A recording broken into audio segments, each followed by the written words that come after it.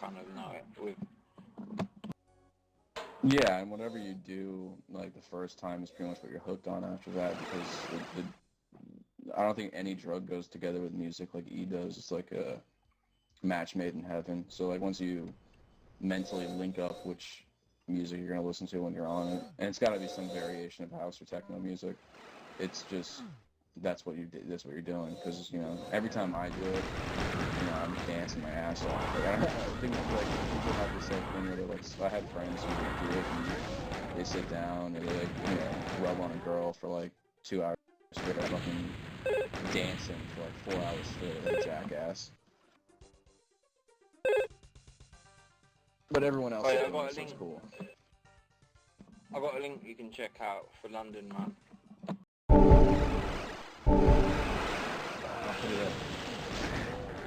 Yeah, I don't really go to clubs on holiday. But my friend lives in London and he can't take ecstasy anymore. He's got like an aneurysm in his brain, but he basically just go on YouTube.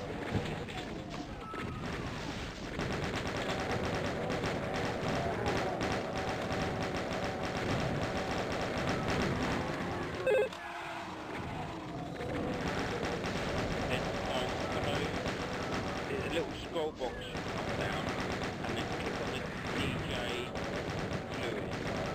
Yeah, DJ fluid. Check it out on YouTube.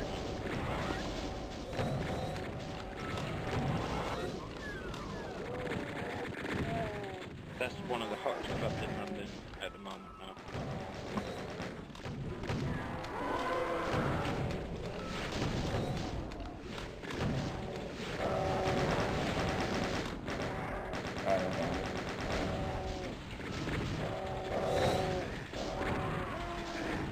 That's a little bit heavy, that kind of thing. I'm a bit more mellow with the house music thing, I think. But one of the best nights I had was actually an American DJ, Tony Humphries from New York. That was fucking so cool.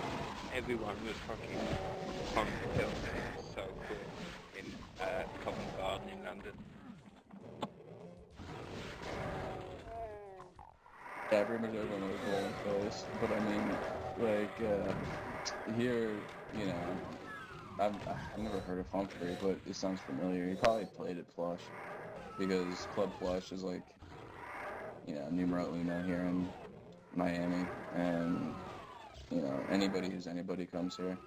Like I said, we've had people like Prodigy and shit show up, like, out of nowhere, unannounced, and it's like, what the fuck, Fatboy Slim just appeared out of nowhere.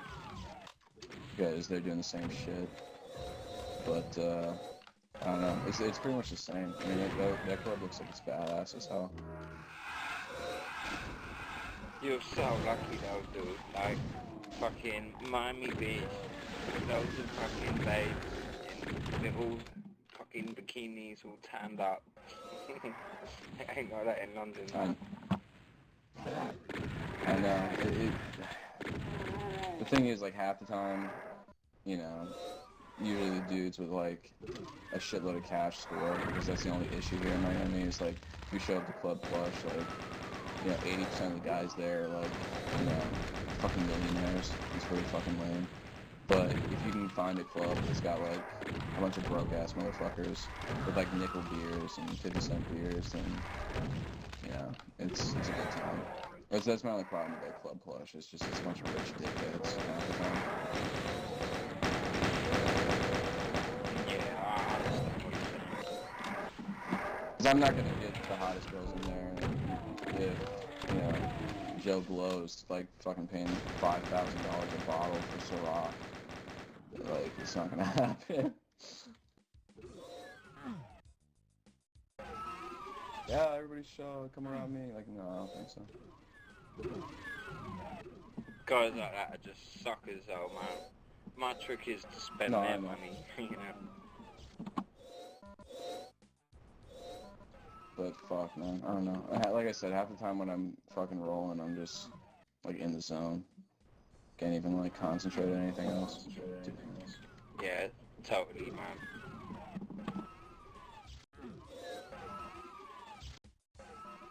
That's the trick, though, bro. Spend their money. Trust me. But you know, in the UK, you guys have you don't have the gun issue that we have here, which is kind of really lame. Like I've had so many of my friends go down for that shit. It's really retarded. The UK is okay. Obviously, I'm English. I grew up here. But, like, I've got relatives in other countries. So, like, my family's family aren't from England, if you know what I mean. So I was always going into, like, Holland and Spain and shit like that. So I've been out of the country, like, 30 times. So my perspective is a little bit warped. Normal kind of people who don't travel so much, you know.